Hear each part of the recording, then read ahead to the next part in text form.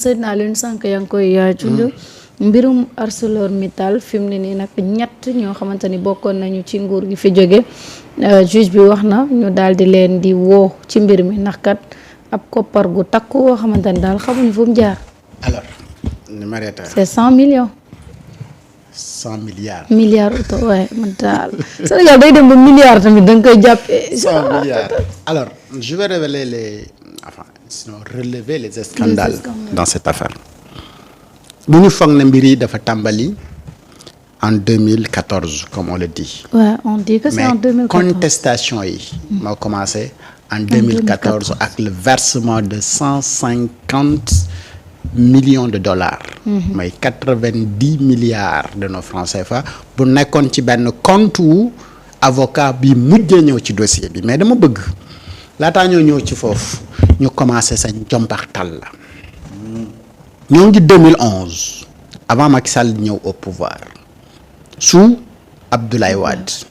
Le Sénégal attaqué ArcelorMittal boobu ci chambre criminelle internationale chambre du commerce international mu koy reproché ne respecté wul engagement yi nga xamante ni daf ko jëloon pour le développement ci fer de Falémé yi nga xamante ni coow li moom ñëpp dégg nañu ko ci exploitation bi mu waroon def exploitation minière ak infrastructure yi nga xamante ni waroon na ko def léegi état bu Sénégal bi mu ko attaqué daf ko réclamer multinationale boobu la réclamer pour mu verser ko en dommages et intérêts dommage 3300 milliards de nos francs CFA gaa ñu nekk ca xeex ba ka lutte ñu dem ba nga xamante ni gaa ñi dañu waxoon minimum bu néewee ba néew entreprise bii nga xamante ni moom moo waroon exploiter te développer les fers de Falémé dina jox lu mu gàtt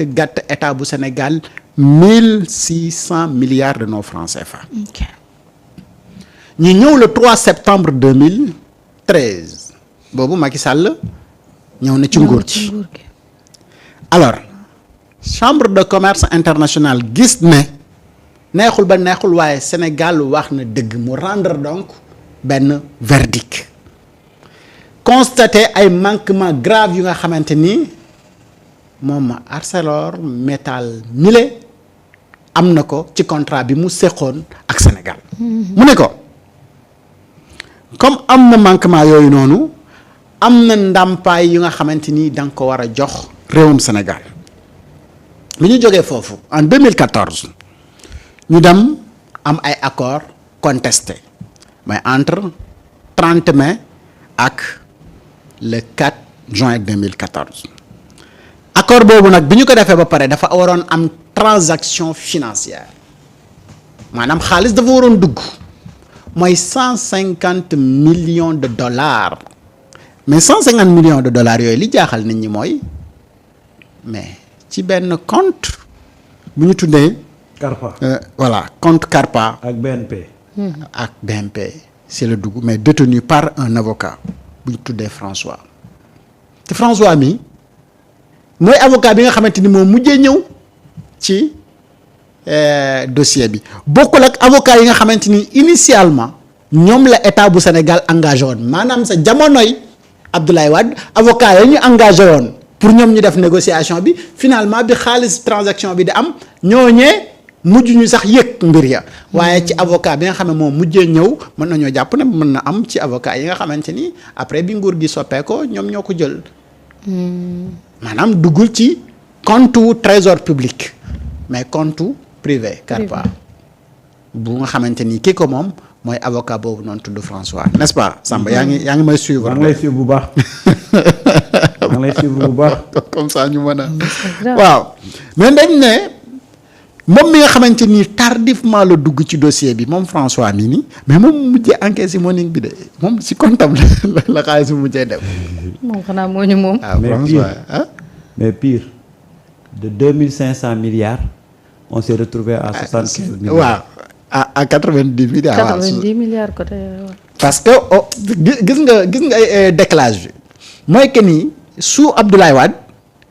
gaa ñi dañu ne woon ArcelorMittal dañu koy laaj 3300 milliards bu gàttee ba gàtt bu néewee ba néew moom entreprise multinationale boobee nga xam ne moom la ñu joxoon pour mu exploiter développer les fers de Falémé nañu jox 1600 milliards de nos francs CFA. Et aujourd'hui on parle de 100 milliards ci li gën a bëri. waaw. mais xoolal 1600 ba 100. ba 100. ñaata la état bu Sénégal perte. te lii si ñàkk a xarañ teg Macky Sall ki ñooñam rek moo ñu ko indee ndax boo demee ba cour commerce international chambre commerce international bi décidé ne effectivement multinationale bii nii dafa def ay manquements graves yu nga xamante ni faw rek mu ndàmp Sénégal gii nii waa gaañi 2014 bi ngeen ñëwee di négocier naka ngeen def ba négocier nii ba xaalis bi mujjee tàbbi ci benn compte privé te yeggul ci compte li nga xamante ni moom mooy compte trésor public. Maintenant nag si la gars yi door a jëlee ñi nga xamante ni moom mooy agence judiciaire de l'État. bi nga xamante ni si jamono jooju nee na moom validé wul woon ou confirmé wul woon accord bi auprès du tribunal arbitral. Alors foofu nag la xel yi commencé di ñaaw ci mbir mi bi ñu xëyee tey Libération xibaar ñu ne am na 3 des dignitaires yi nekkoon ci régime Macky Sall yi ñu woo pour relancer donc ce dossier là. Absolument. ñu mën a xam mais 150 milliards de dollars yi nga xamante ni moom la ñuy évaluer à 90 milliards ou 100 milliards de nos francs CFA mais animu fu mu jaar. doy na waar de. pourquoi xaalis bi waroon a dem ci état bu Sénégal mujj mais jàpp naa ne war nañu gën a pousser donc enquête bi ci loolu ñu wax ñu naka la ñu war a mën a jógee dem nañu bàyyi 3000 milliards yi 3300 milliards yi nga xamante ni initialement moom la état Sénégal doon réclamer mais ñu dem ci le minimum bi nga xamante ni moom la gaa ñu waxoon ne dañ ko war a am mooy 1600 milliards naka la ñu mën a jógee de 1600 milliards ba yegg si 100 donc c'est-à-dire donc 1500 milliards yu nga xamante ni kenn xamul fu mu woo ci biir négociation yi daal la réer ba kenn tudd ko. tam yéeme na de. Qui a négocié à l'intérêt de qui et comment et lan moo nekkoon ci biir. Pourquoi initialement l'État du Sénégal en 2011 engagé wu pour réclamer xaalis bu nu toll changement de régime rek moo fi am ci diggante bi État du Sénégal mujjee retrouvé wu ak 100 milliards ci fu nga xamante ni newoon nañ ko gàtt dafa war a am 1600 milliards de nos francs CFA. yéeme na de. Samba yaa ngi yër mbir yi de ah. maa ngay suivre bu baax. léegi Samba waa ñii nii la ñuy wax ne moom ñoom ñoo yoroon réew mi. waaw te pourtant ñoom ñoo ñuy tympaniser tous les jours. ñoom la de. que ni ñoom dañoo bëggoon réew mi. c'était des républicains. Un républicain dina def lu mel nii. déedéet. foo waree am 1600 nga mujjee retrouver wu ak 100 te 100 ya au lieu mu ñëw ci compte trésor public ci compte privé benn avocat lañ ko fekk te avocat boobu noonu si njëlbeen gi bokkul woon ci ñi nga xamante ni ñoom ñoo waroon défendre Sénégal. ñoom maître Bourget ak ñooñu ñëpp. nga fallax leen ne le ñoom xamuñu leen. xam nga Wade lii moo taxoon mu attaqué Macky Sall. mu attaqué Macky Sall ne je ne peux pas tolérer que tout ce que j'ai fait soit détruit. Macky était en colère à l'époque kii Ablaye Wade parce que Ablaye dafa dem juste rek ñu renégocier le contrat là ñan ñoo ci nekkoon. À l'époque il y avait le président de la République Macky Sall. Et il y avait également le ministre à l'époque qui gérait ces questions-là, Aly Ngouille Ndiaye. ñoom ñoo nekkoon ci dossier boobu. Qu'est-ce qui s'est passé? Les Sénégalais veulent savoir. On veut savoir. Parce que ñun ñi waroon encaisser des mais daanaka 1600 milliards plus ñu ne ñu non écoute vous allez vous retrouver avec 75 à 90 milliards mais 75 à 90 milliards yooyu ñu ne la jaar na ci compte Carpa jaar ci compte BNP Paribas transiter ci trésor. Mais selon des informations les gens se posent la question est-ce que xaalis boobu transiter na ci trésor public. Et les gens ont besoin de savoir est-ce que si l'argent transité na ci trésor public. Il s'agit des centaines et des centaines de milliards. lu bañ ko waree régler yàgg na. Et qu'est-ce qu'on nous a raconté à l'époque? Que le Sénégal avait vraiment besoin d'argent, qu'il fallait coûte que coûte renégocier, encaisser de l'argent pour pouvoir investir parce que il y avait une situation catastrophique.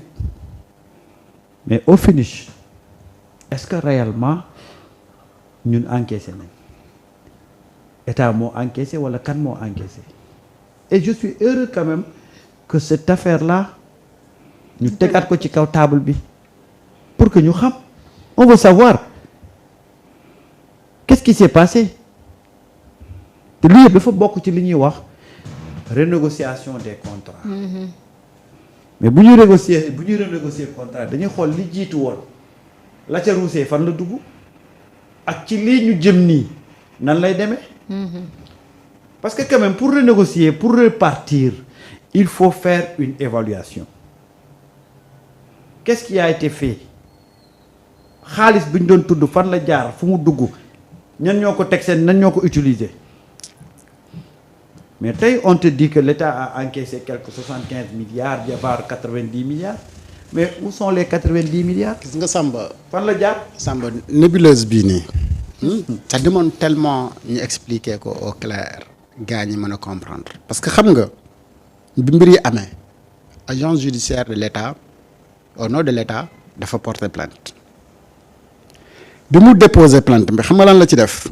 ñu engagé benn information judiciaire pour délit grave association de malfaiteurs corruption recel blanchiment de capitaux escroquerie et complicité. léegi nag yooyu dafa viser woon plusieurs entités yu multinationales boobu noonu di ArcelorMittal. Mittal pardon.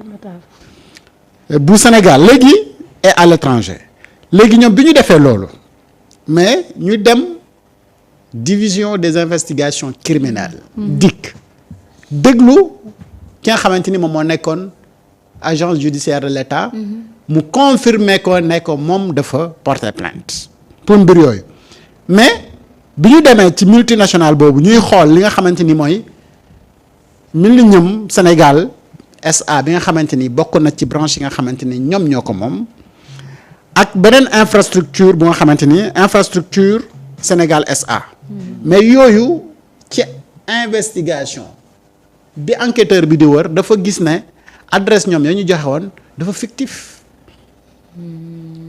loolu nag gënoon a yokk nit ñi seen xel di ñaaw mais li ci gën a yéeme enquêteur bi dafa gis ne même compte bancaire u entreprise boobu noonu multinationale bi gaa ñi dañ ko vidé gaa ñu fàttaliku ci jamono jooju député bi Ousmane Sonko posé woon na ci question laaj leen na gaa ñi nañu leeral parce que dafa am benn 5 milliards bu nga xamante ni initialement ci loi yi dafa waroon wax ne dafa waroon des mais yooyu daf na mër mu doon laaj ni ani mbir yi mais boobu xam nga état bu Sénégal daf ne bañ ay complications ak yooyu mel noonu moo tax mu renoncé woon lu tolloog 2500 milliards ci ay indemnité mais ñii ñooñu bañ. torop. yow nag nga mën a renoncé 2500 milliards indemnité. ah oui. xam nga si jamono jooju Forum Civil moo ngi si doon laaj leeral ci ñoom li ñuy wax ne jot nañ ko parce que jamono jooju bu fàtte ne wax naa la tout à l'heure que ni donc 150 millions de dollars ont été encaissés. ci compte CARPA bi nga xamante ni moom François mi mujjee ñëw ci dossier bi ci comptam la jaar mais ñoom dañu ne 75 milliards de francs CFA la ñu jot te fële dañu ne 150 millions yooyu noonu de dollars yooyu dafa waroon nekk 90 milliards. mais ñoom nee nañ 75 milliards rek la ñu jot mais 75 milliards yooyu sax pax léegi xamuñu fan la jaar nan la mel ak ak lan moo ko indi mais 5 milliards de dollars yi nga xamante ni Sénégal daf ko renoncé moom mooy li ma doon wax léegi 2500 milliards de nos francs CFA moom la Sénégal renoncé ci ay indemnité nee na parce que dafay au profit d'un accord ñu ne bu ñu jàpp ne dafa insuffisant loolu moo indi 75 milliards yi nga xamante ni moom la ñu waroon mujjee jot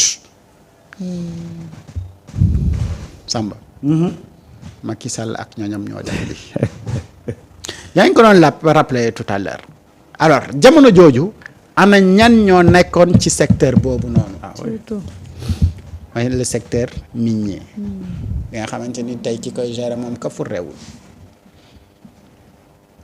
faaw lépp leer non tey nag bu ñu relancer un dossier comme ça benn rek dossier la scandaleux boo xamante ni mën nañu ci duut baaraam ci les milliers de dossiers scandaleux yu nga xamante ni xew na su Macky Sall waaye ñii li ñu renoncé nii ci mais en fait c'est un dossier boo xam ne ça doit être vraiment remis sur la table parce que y a d'abord Sénégalais ils veulent savoir il y a des milliards yoo xam ne kenn xamul ci fan la dem et il s'agit quand même de nos ressources des ressources yoo xam ne yu am solo la loolu pour nga renégocier ko wala pour nga tegaat fa leneen il faut que nit ñi xam la fa nekkoon lan la où sont passés ces milliards là on nous parle d'un contrat renégocié mais ñan ñoo ko renégocier lan la ci Sénégal am xaalis bi ñu ci wax ne moom la génn fan la dugg c'est bien beau de dire que oui ça a transité dans les comptes de Carpad qui après pour atterrir au trésor public tout ça c'est bien beau c'est de la littérature mais qu'est-ce qui nous prouve ça mais Samba tout ça c'est bien mais nañu waxante dëgg rek Samba fu nga xamante ni dañ ne la minimum tu devais avoir 1600 milliards ah kana boo négocier initialement le gars demandait 3 milliards 300 3000 milliards 300 yéen ngeen di caaxaan ba ñu yegg 75 milliards. mais 75 milliards yooyu au moins mu am transparence s'il y avait une transparence konoon en 2015 ou et cetera Ousmane Sonko du leen interpeller di leen demander rappelez-vous que Ousmane Sonko avait posé une question à l'époque sur normalement initialement les 5 milliards qui devaient être dans les comptes et les 75 milliards yi nga xamante ni moom la ñu wax ne waroon nañ ko jot.